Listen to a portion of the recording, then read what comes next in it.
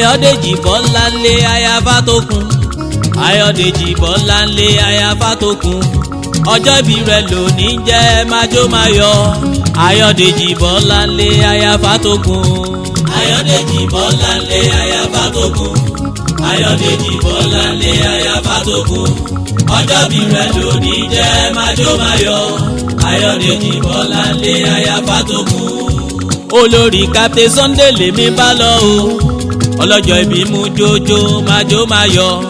Ayodeji Bolanle aya Fatokun. Ayodeji Bolanle aya Fatokun.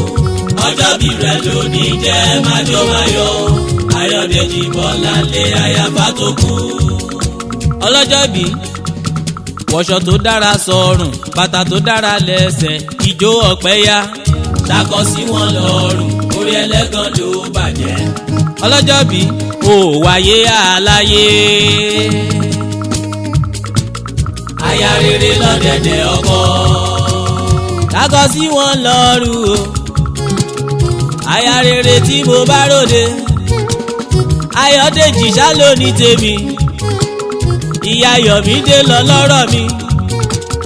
Ìyá Yọ̀mí kú mo bá ròde. Kíkú má pa ẹ fún wa.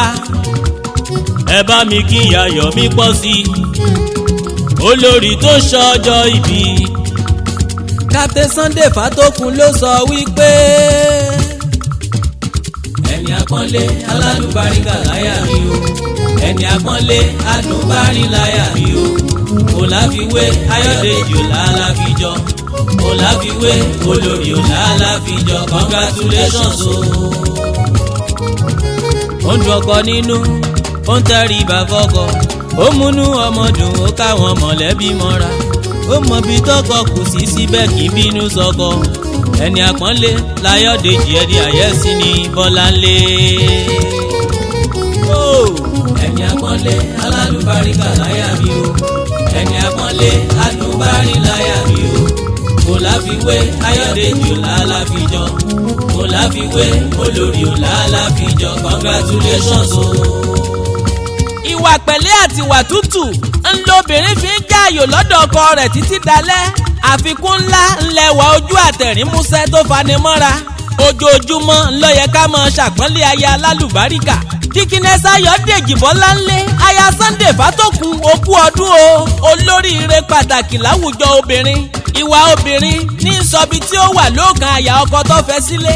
Ayodeji Bolanle mo bá ọ yọ̀, mo kí ọ kú oríire. Bọ́ba òkè ṣe ọ́ láníwà mẹ́wàá. Captain Sunday Fatokun ńlọ jẹ́ kó mọ̀ yé mi. Ó ló lórí tòun ńlá Ayodeji Bolanle. Ó láya tó ṣe pàtàkì tó ṣe iyebíye lóòkan àyà òní. Aya bí ìyá abiyamọ tòótọ́ tó kún fún ẹ̀mí ìrẹ̀lẹ̀ àti tẹríba. Ayodeji Bolanle ọmọ wọn nílùú Èrìò Èkìtì. Aya wọn lérìgìyàn Èkìtì. Okú bíbí ire ọba òkè ló dá ọ bẹ́ẹ̀ kì í ṣe èèyàn. Òní ọgbọ̀njọ́ nínú oṣù kẹta ọdún ńlá yájọ́ ọjọ́ òbí tó wáyé. Aya Fatokun ọpẹ́ ló yẹ fẹ́lẹ́dùà lókè. Gbogbo ògo kó mọ̀ jẹ́ tọba oníbú ọrẹ. Ọba tó pa ọmọ tó wù ọ́ dàgbà ńlọpẹ́ tọ́ sí. Ọjọ́ ńlá ńlọjọ́ tá a wáyé. Ọjọ́ tí ò ṣeé gbàgbé fún gbogbo ọmọ tó bá mọ̀ọ́re ni. Èyí gan ló mú kí ọkọ rẹ Captain Sunday Fatokun kó sọ fún mi wípé ọjọ́ òní tún gbúdọ̀ yàtọ̀. Ó di dandan kó dùn kó lárinrin fáyà alálùbáríkà. Ọba tí ò ṣe ọ́ lẹ́ni à ń tilẹ̀kùn mọ́ sínú ilé. Ọba tó ṣe ọ́ lẹ́ni à ń rí dunnú. Tó ṣe ọ́ lẹ́ni à ń mú yangàn. Ọba tó ṣe ọ́ lọ́kàn pàtàkì lára àwọn olóríire obìnrin. Tó tún wá fún ládé orí rere. Ayodeji Bolanle ojoojúmọ́ lọ́pẹ́ rẹ sẹ́lẹ̀dùà lókè. Ṣùgbọ́n ó tún yẹ kọ́pẹ́ tọjọ́ bí ó ṣàrà ọ̀tọ̀. Ìyá Ayọ̀mídé mọ́mí Ayọ̀mí kún, ìyá Ayọ̀mí pọ̀ sí. Ó di dandan kó o jèrè iṣẹ́ rere gbogbo tó o fòwúrọ̀ ṣe. O ò ní ìṣọdún tí ń bọ̀ nínú bojì. Ọkọ rẹ ò ní dèrò ọ̀run. Àwọn ọmọ tó o bí ò ní bá wọn gba yàrá sínú sàréè. Ìran ọ̀bẹ ní bẹ́ṣú àtẹ́lẹsẹ̀ á sì bẹ̀nà wò. Ẹni bá ní ọmọọṣẹ́ mi ni ò ní sí láyé. Ayodeji Bolanle ọdọọdún ńlá rórógbó, ọdọọdún ńlá ráwùsà, ọdọọdún ni túntà lóko, ọdọọdún làgbàdo ń yọmọ bọ̀kùà. Ìgbà ọdún kan ni fún ọ. Captain Sunday Fatokun ọkọ rẹ ló pe èmi Ọ̀gẹ́fìlà Ayọ̀dèjì ọ̀jọ̀gbọ́n akọrin kéwì pèdè bí ẹni jẹ̀kọ́ yangan sórí aago. Ó ní ká báyà tó ń yọ̀ fọ́dún ọdún yìí tó ba láyé ká tó bá wúri ẹ̀mí gígùn. Ayọ̀dèjì Bọ́láńlé aya Fatokun ara pápá ńlá bẹ́tu ibi gìjàgìjà ńlá bẹ́fọ̀n òjòjò òní ṣòwò kówó mọ́ lè nájà èèwọ̀ ni ara òní ní ọ́ láyé òní ṣàìsàn láyé òní dẹni ilẹ̀ láyé òní dẹni ẹ̀tẹ́ òní báwọn dẹni yẹpẹrẹ. Ó ti ṣọdún ọdún yìí nínú ayọ̀ nínú ìdùnnú nínú owó nínú ìfọkànbalẹ̀ nínú ìgbéga. Ọdún tí ń bọ̀ òní bá ọ lórí ìdùbúlẹ̀ àìsàn. Ẹ kú ọdún ọlọ́jọ́ òbí ẹ kú ìyèdún o ẹ̀mí ó ṣe púpọ̀ lókè pẹ̀. Ayodeji Bolanle aya Fatokun.